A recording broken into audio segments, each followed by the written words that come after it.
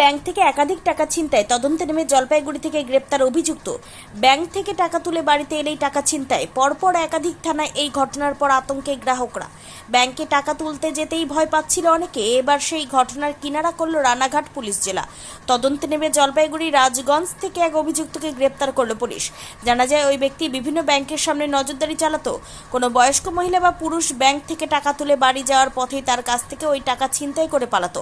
Ranaghat police জেলা শান্তিপুর, চাকদহ, রানাঘাট থেকে শুরু করে একাধিক থানা এলাকায় এই ঘটনা সামনে আসে। এরপরে তৎপর হয়ে ওঠে পুলিশ। বিভিন্ন সিসিটিভি ক্যামেরা এবং গোপন সূত্রে তদন্তে নেমে ওই অভিযুক্তের সন্ধান পায় পুলিশ।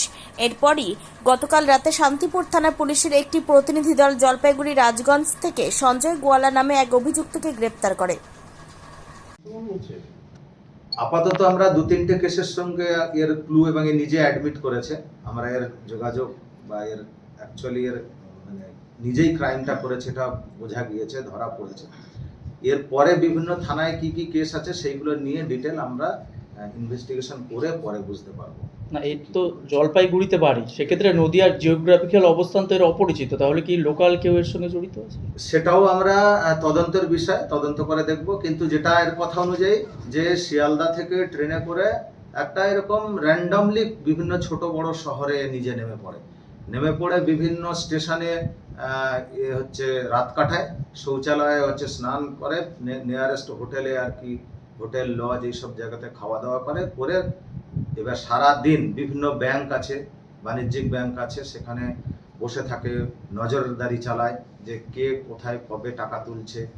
তো তাদের অসাবধানতার সুযোগ নিয়ে তাদের পিছু ফলো করতে করতে তাদের অসাবধানতার সুযোগ নিয়ে সে তাদের কাছ থেকে টাকাটা হাতিয়ে নেয়।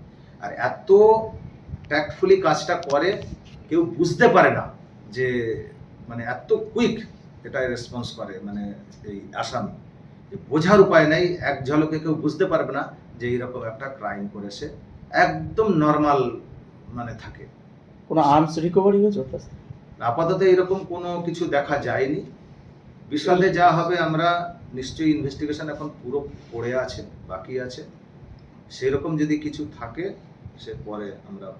স্কুটি থেকে যে ব্যাগটা নিয়েছিল তাতে কিন্তু পরিষ্কার সিসিটিভিতে দেখা গিয়েছিল 3 জন আছে, মানে একটা বাইকে 2 জন ছিল সামনে, আর একজন হচ্ছে ওই ব্যাগটা নিয়ে। সেটা আমরাও আইডেন্টিফাই করেছি। বললাম যে প্রথমেই যে একদম ইনভেস্টিগেশন একদম প্রাইমারিলি আছে এটা। তো নেক্সট যেটা আমরা ডিটেল পিসি নিয়ে আমরা বাকিটা সব 10 দিনের পিসি আমরা চাইবো। এবার ম্যাজিস্ট্রেট জজ সাহেব কদিন দেয় সেটা।